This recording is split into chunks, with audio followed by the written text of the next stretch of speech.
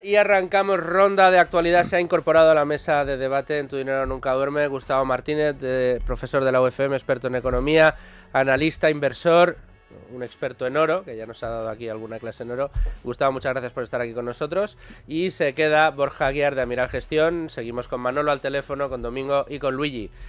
Gente buena, de los mejores para analizar lo que está pasando. Y es que están pasando muchas cosas. Esta semana en los mercados, pues oye, me ha costado mucho quedarme con alguna noticia porque había muchos tiros que pegar. El primero, a principios de semana, lo daba el Banco Central japonés, que decidía romper con una década de tipos en negativo y empezaba a subir tipos de interés. ¿Esto puede tener algún tipo de efecto en los mercados? ¿No?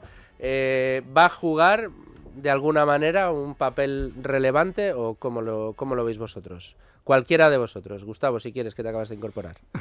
Bueno, yo creo que a muy corto plazo, efectivamente, pues sí tiene un pequeño impacto en los mercados, ¿no? Porque además hablamos de un banco que es tradicionalmente dovish, ¿no? Con los tipos de interés al 0%, no tiene otra manera de estimular la economía en Japón, porque como sabéis, Japón crece con inflación, ¿no?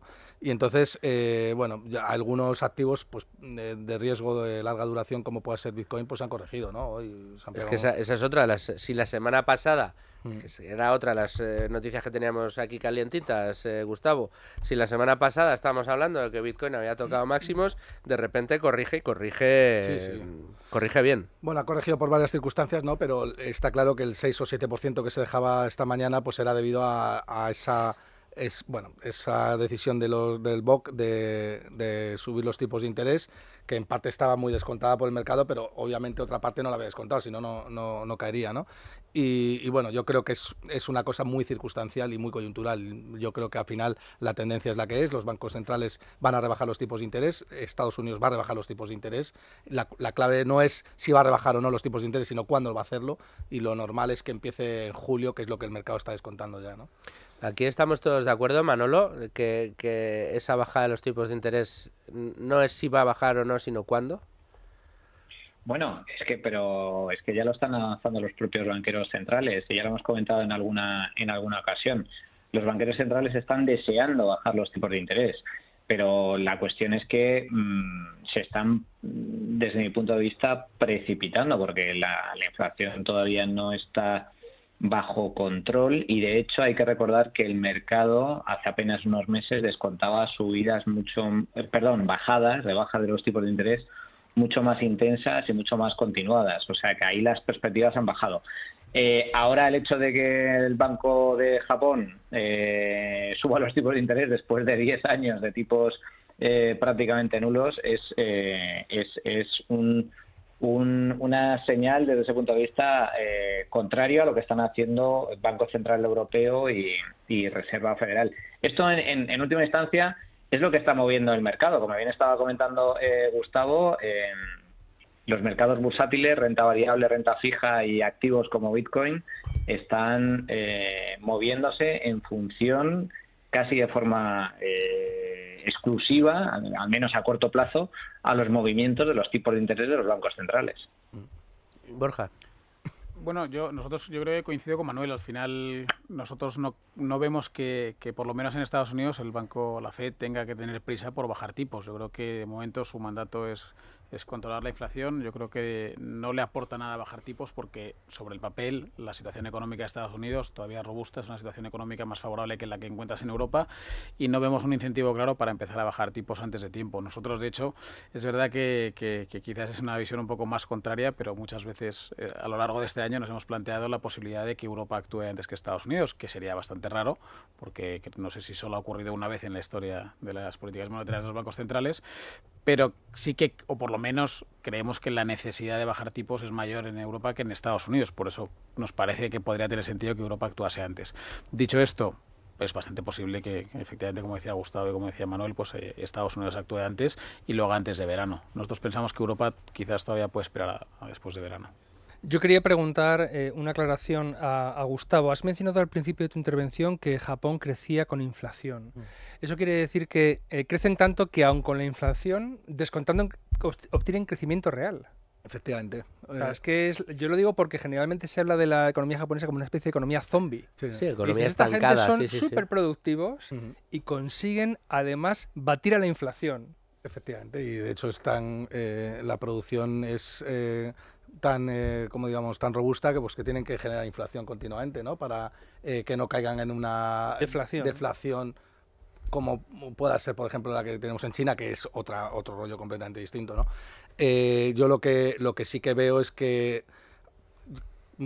quiero discrepar, ¿no?, con Borja y con Manuel, quizás, porque yo lo que veo es que Estados Unidos sí que tiene intención o ganas de bajar los tipos de interés.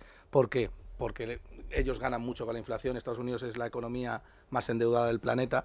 La inflación es buena para el deudor y Estados Unidos ganaría con ello, pero es que además están incurriendo en unos intereses de la deuda de más de 2.500 millones de dólares diarios, financiándose al 4 y pico % que está la nota americana a 10 años. Así que, efectivamente, la economía está robusta y por ese lado no tendrían prisa por bajar los tipos de interés, pero por el lado de que están incurriendo en mayores déficits con estos tipos de interés elevados, pues creo que sí que tienen prisa, ¿no? Y yo te quería preguntar, porque también has comentado o has unido la decisión del Banco Central de Japón de subir algo los tipos con la corrección de Bitcoin. Habrá oyentes que estarán diciendo, ¿y por qué tiene que ver lo que haga el Banco de Japón con que Bitcoin se desplome? Buena pregunta, Domingo. En general no sería el Banco de Japón, sino cualquier banco central importante. El hecho de que el banco se tome en serio darle valor a su divisa es un peligro para los sustitutos de esas divisas, ¿no? Como pueden ser oro o Bitcoin, ¿no? De hecho, lo está corrigiendo hoy también, como es normal, porque hay un banco central que es muy importante, que es el BOJ, está decidiendo darle valor al yen. Y eso es malo para aquellos que aspiran a ser sustitutos de la moneda fiat, ¿no?, o reserva de valor, como queramos llamarle, pero al final son competidores natos. Es verdad que si entráramos a debatir o hiciéramos un análisis más fino, no tienen por qué ser competidores y pueden convivir, como yo creo que va a pasar a futuro, coexistiendo las dos, pero a priori si el BOJ sube los tipos de interés o cualquier banco central, lo normal es que el oro sufra y también sufra Bitcoin y todos los activos de larga duración. Ya no te cuento si es la Reserva Federal la que decide subir los tipos de interés y empezar a fortalecer el dólar. Pues te pasa lo que pasó a Bitcoin en el año 2022, que cuando todavía estaban los tipos al 0,25, pues se fue a 16.000, ¿no? O el Nasdaq cayó un 25%, ¿no? Pues es normal, ¿no? Permíteme, Luis Fernando, que aclarar que cuando Gustavo habla del BOJ, está hablando del Bank of Japan, no el Banco de Japón, ¿no? Porque ahora algún oyente que diga, ¿qué banco tan raro es ese, no? Es el Banco de Japón en inglés. Esto que estaba diciendo Gustavo es muy interesante porque plantea una paradoja curiosa, y es que los bancos centrales que le tienen mucho miedo al Bitcoin al mismo tiempo tienen el mejor arma posible contra el Bitcoin, que es comportarse con corrección. Cuidar su divisa sería lo peor que le podría pasar al Bitcoin. Lo que pasa es que a corto plazo sí que a veces lo pueden hacer, pero a largo plazo tu tesis es que no lo van a hacer nunca, porque siguen siendo políticos y van a seguir devaluando, con lo cual ellos podrían cargarse, entre comillas, al Bitcoin o hacerle mucho daño, pero sus incentivos van en sentido contrario. Claro, es que oro es un protector contra los tipos de interés reales negativos, todos ya sabemos. Entonces, si tú decides o tienes la responsabilidad inmediata de darle tipos de interés reales positivos a tus pasivos financieros, el oro ya no tiene sentido, porque ya tienes otra divisa que es mucho más versátil, que es la moneda fiat, que estás dándole valor pero claro, eso va contra una tesis, y es que esa es la tesis de que el político va a actuar responsablemente, ¿no? Y Bitcoin nace para todo lo contrario. Bitcoin nace como consecuencia de que el político jamás va a ser responsable, pero no podemos descartar que haya un Volcker, como pasó en el año 1980, que decida subir los tipos de interés al 20% y se cargue de una presidencia de los Estados Unidos, como pasó en el año 80, que Carter tuvo que dejar la presidencia en favor de Reagan porque decidió este hombre que el dólar era más importante que cualquier otra cosa y reflotó a Estados Unidos, ¿no? Claro, el problema de los tipos de interés y del comportamiento que están teniendo los bancos centrales, desde mi modestísima opinión, tiene que ver con esa, yo creo que puede ser llamada tormenta perfecta inflacionaria, que coincide un momento en el que ha habido una expansión de masa monetaria sin precedentes, unido a un endeudamiento por parte de los estados como no se ha visto en otro momento de la historia. Están las economías norteamericana y europea con unos niveles de endeudamiento tremendos. Entonces, claro, el incentivo al político que dice, ¿qué me hago? ¿Me abarato la deuda? ¿O dreno deuda? ¿O hago fuerte mi moneda? Pero las dos cosas al mismo tiempo no puede hacer. Y mi sensación es que van a ir a que pese menos la deuda en la cartera, ¿no? Bueno, Luis, es que si tú fueras político, harías lo mismo que yo no sería político.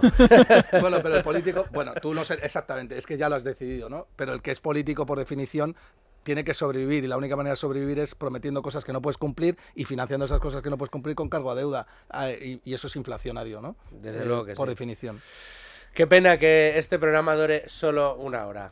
Lamentablemente se nos acaba de ir el tiempo y no podemos seguir analizando, pero espero que lo sigamos haciendo la semana que viene con asuntos de su interés, porque de esto vamos a seguir hablando, Gustavo, y seguiremos hablando de Bitcoin, seguiremos hablando de oro y seguiremos hablando de empresas de pequeña y mediana capitalización y de calidad, ¿verdad, Borja? Por supuesto. Vendrás otro día por aquí, otro ¿no? día seguro. O tú o tu compañero, pero uno de los dos tiene que venir dentro de poquito. Muchas gracias, Borja. A ti también, Manolo, gracias también a ti por conectarte por teléfono. Abrazos. Un abrazo, nos vemos domingo, gracias a ti también. Un abrazo. Y Luigi desde Value School, gracias por estar aquí como cada semana.